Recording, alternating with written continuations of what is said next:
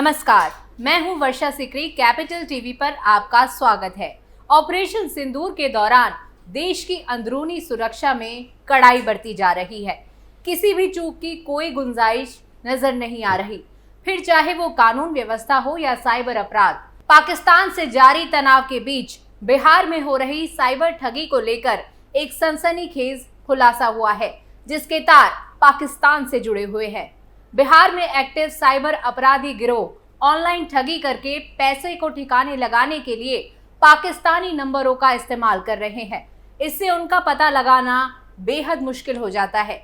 बिहार में पूर्वी चंपारण जिले में नेपाल बॉर्डर के पास एक ऐसे ही गिरोह का पता चला है।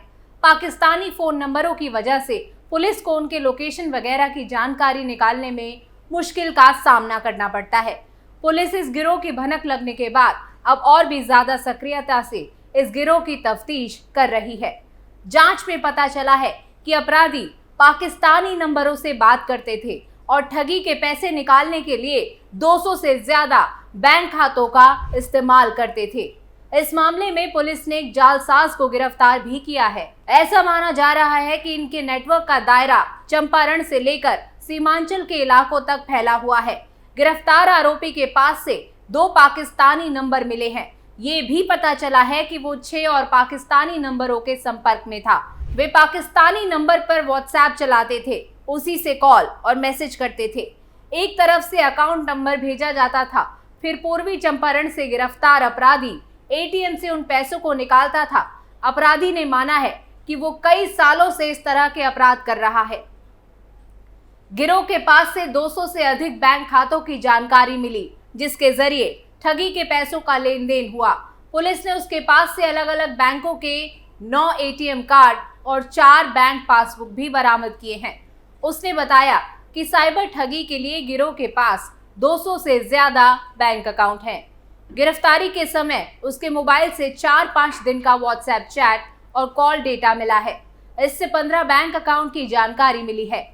पुलिस को शक है कि साइबर ठग गिरोह बड़ी संख्या में अवैध बैंक अकाउंट खुलवाता था, फिर उनका इस्तेमाल साइबर ठगी या अन्य पैसों के ट्रांसफर में करता था। पुलिस को ये भी शक है कि हवाला के जरिए भी एक जगह से दूसरी जगह पैसा भेजा जाता था।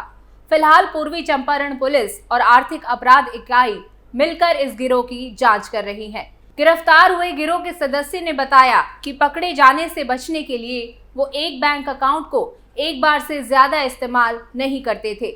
जिनके नाम पर बैंक खाते खोले जाते थे, उनको भी कमीशन दिया जाता था।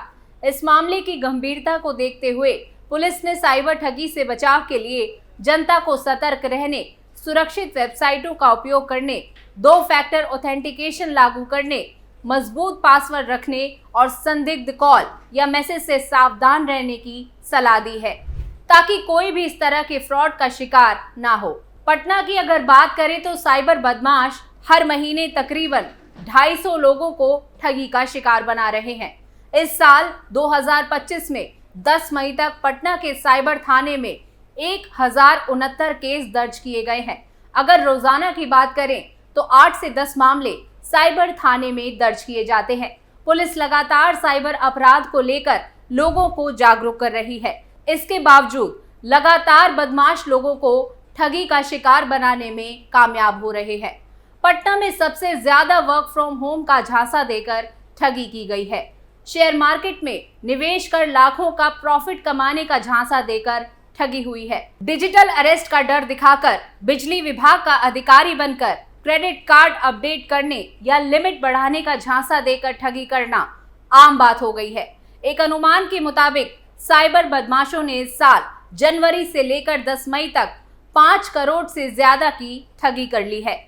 साइबर थाने की पुलिस ने कुछ मामलों में गिरफ्तारी की है, लेकिन जिस तरह से घटना घटी है उस अनुपात में बदमाशों की गिरफ्तारी नहीं हो पाई है। साथ ही गिरोह के सरगना की गिरफ्तारी नहीं हो पाई है। दरअसल भारत सरकार की कंप्यूटर इमरजेंसी रिस्पांस टीम ने मई की शुरुआत में देश भर में बड़े पैमाने पर DDoS यानी डिस्ट्रीब्यूटेड डिनायल ऑफ सर्विस और फिशिंग हमलों की चेतावनी दी थी।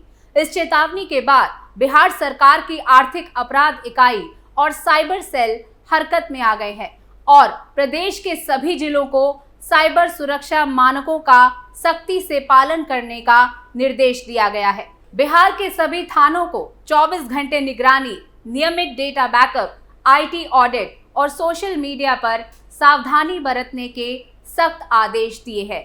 इसका उद्देश्य न केवल संभावित साइबर हमलों को रोकना है, बल्कि सरकारी डेटा और नागरिकों की निजी जानकारी को सुरक्षित रखना भी है।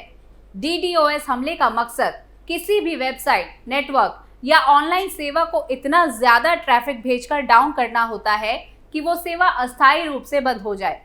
इससे सरकारी तंत्र, ऊर्जा आपूर्ति नेटवर्क, बैंकिंग सेवा और नगर निकायों की कार्यप्रणाली पर सीधा असर पड़ता है। अब बात करते हैं फिशिंग अटैक की, जिसमें यूजर्स को धोखे से नकली वेबसाइटों या ईमेल्स के जरिए निजी जानकारी जैसे पासवर्ड, बैंक डिटेल्स वगैरह देने को मजबूर किया जाता है। ये जानकारी बाद में आर्थिक धोखाधड़ी या सरकारी नेटवर्क में सेंध लगाने के लिए इस्तेमाल होती है। लेकिन इसमें ये समझने की जरूरत है कि पाकिस्तान समर्थित हैकटिविस्ट समूहों की संदिग्ध भूमिका क्या है। सूत्रों की माने तो APT36, रिपरसेक, NNSEC, किमाउस, सिलहेड गैंग, मिस्टर हमजा जैसे हैकटिविस्ट समूह, जिनका डायरेक्ट या इनडायरेक्ट संबंध पाकिस्तान से माना जा रहा है, इन हमलों में सक्रिय भूमिका निभा रहे हैं। इनका मेन मोटिव भारत की सेंसिटिव डिजिटल इंफ्रास्ट्रक्चर में रुकावट पैदा करना है। बिहार में ऐसी गतिविधियों को रोकने के लिए सभी अधिकारियों और सरकारी कर्मचारियों को साफ निर्देश दिए गए हैं। किसी भी संवेदनशील दस्तावेज या पहचान पत्र की तस्वीर साझा ना करें। इंटरनल मीटिंग्स की जानकारी सोशल मीडिया पर अपलोड ना करें। सिर्फ ऑफिशियल डिजिटल प्लेटफॉर्म का ही इस्तेमाल करें। साइबर सुरक्षा में सेंधमारी को रोकने के लिए बिहार सरकार ने कई ठोस कदम उठाए हैं, जैसे स्पेशल ईमेल एड्रेस और हॉटलाइन नंबर सक्रिय कर दिए गए हैं, ताकि किसी भी संदिग्ध साइबर एक्टिविटी की तुरंत सूचना दी जा सके। थानों को हिदायत दी गई है कि वो अज्ञात लिंक, ईमेल या QR कोड पर क्लिक करने से बचे। फर्जी वेबसाइटों और नकली सोशल मीडिया प्रोफाइल्स की सक्रिय निगरानी की जा रही है। सभी थानों को नियमित रूप से अपना डेटा बैकअप और नेटवर्क की IT ऑडिट कराने के निर्देश मिले हैं। ऑनलाइन फ्रॉड से बचने के लिए आम जनता को कुछ सावधानियां बरतनी जरूरी है, जैसे ऑनलाइन गतिविधियों के दौरान सतर्क रहें, संदिग्ध लिंक, अनजान ईमेल या मैसेज पर क्लिक ना करें। ऑनलाइन शॉपिंग के लिए हमेशा विश्वसनीय और सुरक्षित वेबसाइट का ही इस्तेमाल करें। URL में HTTPS का निशान देखें। अपने ऑनलाइन अकाउंट्स में 2FA यानी 2 फैक्टर ऑथेंटिकेशन एक्टिवेट करें, जिससे सिक्योरिटी लेवल बढ़ जाता है। अपने डिवाइस के ऑपरेटिंग सिस्टम, ब्राउजर और सुरक्षा सॉफ्टवेयर को नियमित रूप से अपडेट करें। मजबूत और यूनिक पासवर्ड का इस्तेमाल करें और उन्हें नियमित रूप से बदलते रहें। पब्लिक वाईफाई नेटवर्क पर संवेदनशील लेन देन करने से बचें, क्योंकि ये असुरक्षित हो सकते हैं।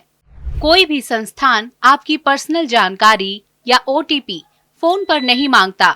ऐसे संदिग्ध कॉल्स या मैसेज से सावधान रहें।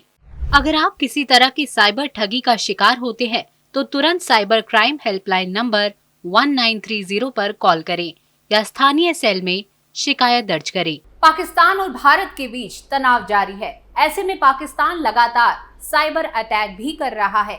इसलिए जरूरी है कि जनता अलर्ट मोड पर रहे, ताकि हम युद्ध भूमि के साथ साथ साइबर जगत में भी पाकिस्तान को पटखनी दे सकें। हर खबर से जुड़ी अपडेट आपको कैपिटल टीवी पर यूं ही मिलती रहेगी। कमेंट सेक्शन में हमें बताइएगा जरूर कि आपको ये वीडियो कैसा लगा, और कैपिटल टीवी को लाइक, सब्सक्राइब और शेयर करना ना भूलिए। फिर मिलते हैं। नमस्कार।